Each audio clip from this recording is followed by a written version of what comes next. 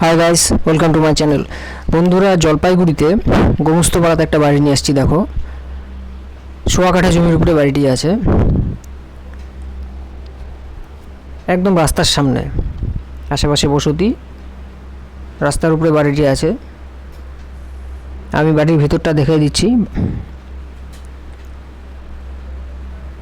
দেখতে পাচ্ছ আশেপাশে বাড়িঘর, খুব ভালো পরিবেশ।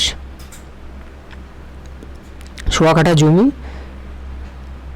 1.25, দাম হচ্ছে 12 লক্ষ টাকা। দামটা ফিক্সড আছে বন্ধুরা। এলো গেট,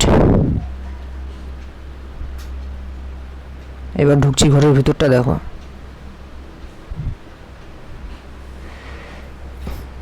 ঘরের সামনে এটা কুয়ো, সামনে স্পেসটা, এই একটা রুম,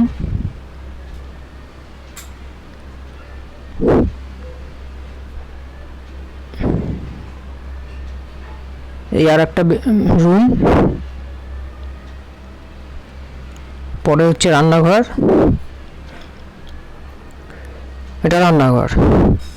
রান্নাঘরের এই পিছের ওয়ালটা একটু ড্যামেজ হয়ে গেছে, এই ওয়ালটা অতটা ভালো নেই, এটা একটু চুটিয়ে প্লাস্টার করে রং করলে পরে খুব সুন্দর।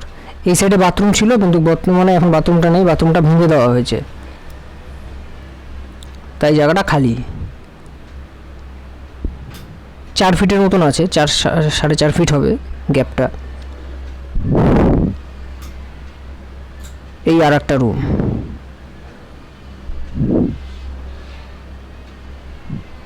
বড় বড় দুটো রুম। এই আর একটা রুম,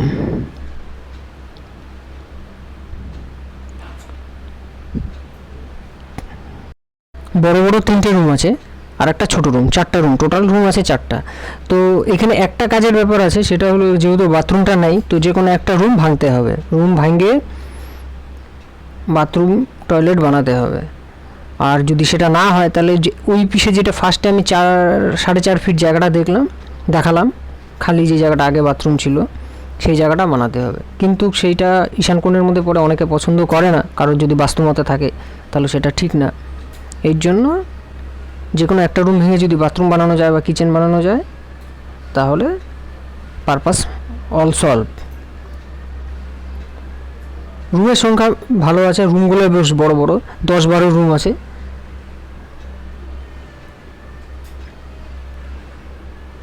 এই যে এই পিসে রান্নাঘরটা ঠিক আছে, রান্নাঘরটা একটু চুটিয়ে করলে পরে হয়ে যাবে, কিন্তু ওই বাথরুমটা বানাতে হবে। বাথরুম ট্যাঙ্কির স্পেস এই পিসে ছিল, এখন যেহেতু ভাঙা আছে, চাইলে কেউ ওই পিসেও করতে পারে, আর নাহলে পশ্চিম দিকেও কেউ করতে পারে। সে পশ্চিম দিকে করতে গেলে যে কোনো একটা রুম ভাঙতে হবে।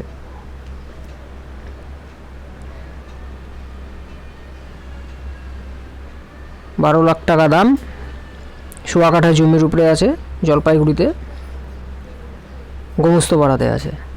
আমি ফোন নাম্বার দিয়ে দিচ্ছি, কারোর কোনো ইনকোয়ারি থাকলে পরে যোগাযোগ করে নিও। পরিবেশ ভালো, এলাকাও ভালো, একদম টাউনের উপরে, হাতের সামনে সব কিছু পেয়ে যাওয়া।